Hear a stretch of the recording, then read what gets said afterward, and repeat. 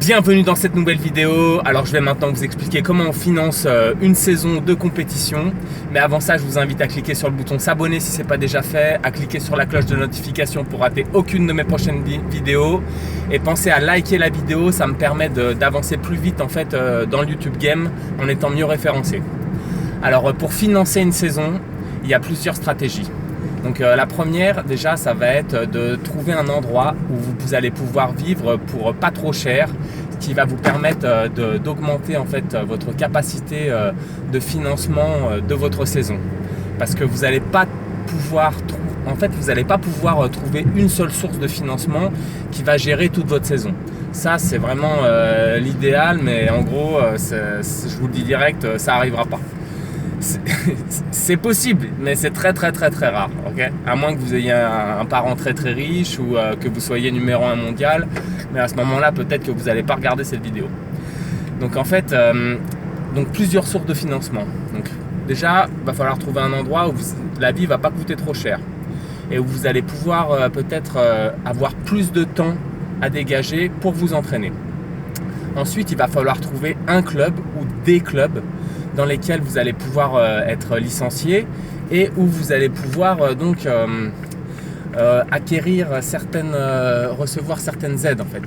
Comme par exemple, ça peut être, ils vont vous payer un billet d'avion pour aller à la compète, ils vont vous payer l'hôtel, un déplacement et tout ça. Donc ça fait partie du financement. Ils vont peut-être pas vous laisser vous lécher un chèque chaque mois, mais vous aider comme ça pour un voyage, c'est déjà pas mal. Ensuite, il va falloir vous inscrire dans plusieurs fédérations. Il n'y a jamais une seule fédération.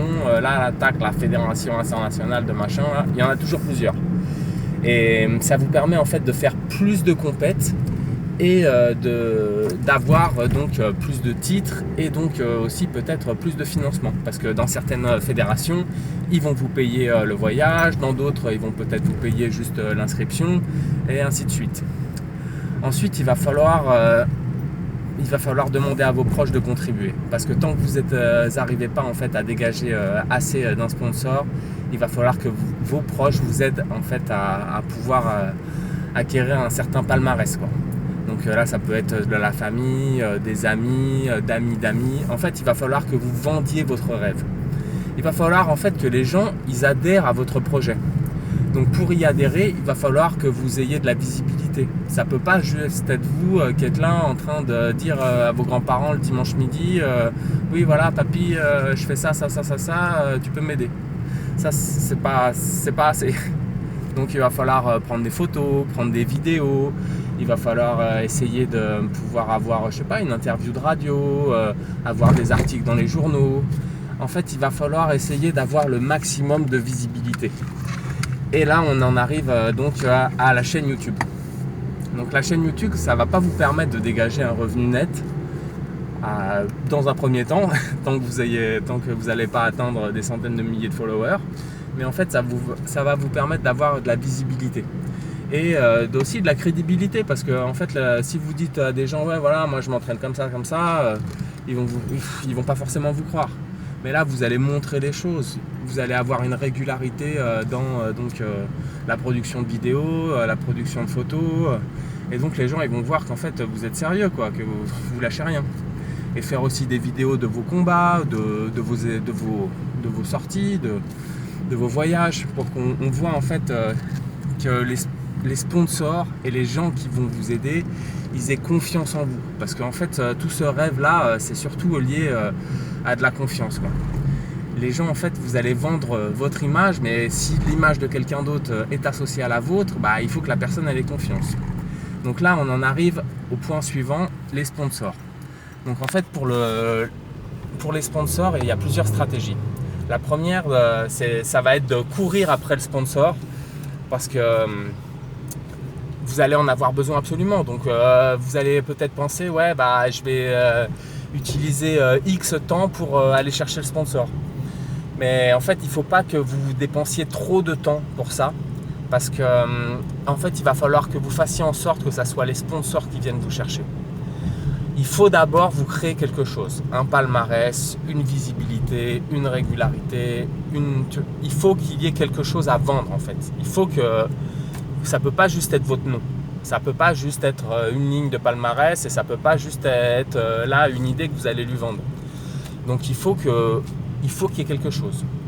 Après, une fois que vous avez créé un petit palmarès, du contenu et tout ça, là vous allez pouvoir dépenser du temps et de l'énergie pour pouvoir avoir des sponsors. Ça peut être des marques, ça peut être des entreprises. Il y a plusieurs façons. Ça peut être aussi une collectivité, la mairie, le conseil régional. Il y a plusieurs trucs. Donc après, c'est à vous de voir et peut-être d'être conseillé. Et c'est à ce moment-là aussi qu'il y a un autre aspect du financement qui rentre en jeu. Ça va être les gens qui vont graviter autour de vous. Parce que là, comme vous avez un rêve énorme, donc vous voulez devenir champion. Okay, donc ça, c'est une énergie très très précieuse que vous avez. Donc les gens que vous allez avoir autour de vous, soit ils vont en fait vous aider à développer cette énergie parce qu'eux aussi ils ont quelque chose à vendre, soit ils ont quelque chose à échanger avec vous. Ou sinon, c'est juste des gens qui vont profiter de votre énergie. Alors ça, il va falloir directement les sortir et il va falloir vous concentrer sur les gens qui ont un gros projet et qui ont des rêves ou qui ont aussi des rêves à partager avec vous. Donc qui vont vous accompagner pendant un moment de votre chemin, un moment de votre carrière. Et eux, ils vont vous échanger en fait des informations.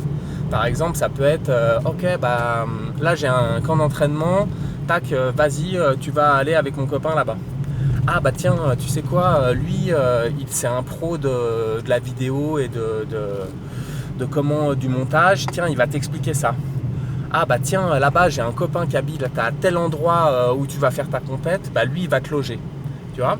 Et du coup, ça en fait, ça c'est très précieux.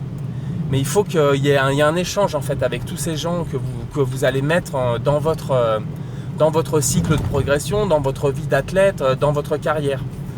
Et il va falloir faire les bons choix aussi, parce que vous ne pouvez pas utiliser votre temps en fait à faire n'importe quoi. Par exemple, votre vie sociale, ok, mais pas à n'importe quel prix. Donc les sorties à pas d'heure, manger des cochonneries, faire la bringue et tout ça, franchement, va falloir limiter la casse parce que vous avez un objectif très très précis et vous n'avez pas 1000 ans pour l'atteindre, quoi. Il va falloir y aller parce que là c'est le moment où vous êtes en pleine bourre, là, entre 15 et 40 ans. C'est maintenant où après ça va être difficile, hein. Profitez-en que là maintenant vous n'avez peut-être pas d'énormes responsabilités, vous n'avez pas 5 gamins à la maison, vous n'avez pas une entreprise à faire tourner. Il va falloir le faire maintenant. Et, ensuite aussi pour le boulot, il faut que vous vous mettiez dans la tête que vous ne pouvez pas tout miser sur le sport. En fait, vous ne pouvez pas vous dire là à 15 ans, ouais bah voilà, moi je veux être champion, ok, j'arrête l'école et je vais me consacrer à ça. C'est pas possible. Il va falloir en fait étudier. Il va falloir en fait se dire, tu vois, que c'est pas, si vous cassez quelque chose, c'est fini.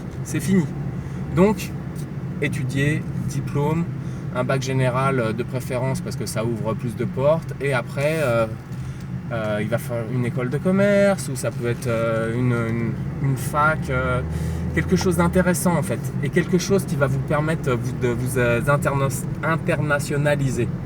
Si vous faites un truc trop défini, tac, voilà, moi je suis prof de sport, voilà, j'ai mon diplôme de prof de judo, c'est limité. Et en fait, ça limite aussi votre champ d'action et votre capacité à vous internationaliser. Donc, c'est bien d'avoir quelque chose d'autre. Ouais, c'est pas toujours le top. On a des matières qu'on n'aime pas, on a des moments difficiles, on a des examens, mais en fait, tout ça, il va falloir y passer parce que c'est ce qui va vous permettre de pouvoir atteindre votre objectif à moyen terme. Donc, je vous invite à me mettre dans la barre des commentaires si vous trouvez que mes conseils sont judicieux, si vous avez d'autres conseils à partager à la communauté. Et encore, je vous remercie. Soyez toujours plus nombreux, partagez cette vidéo et merci, à demain. Ciao!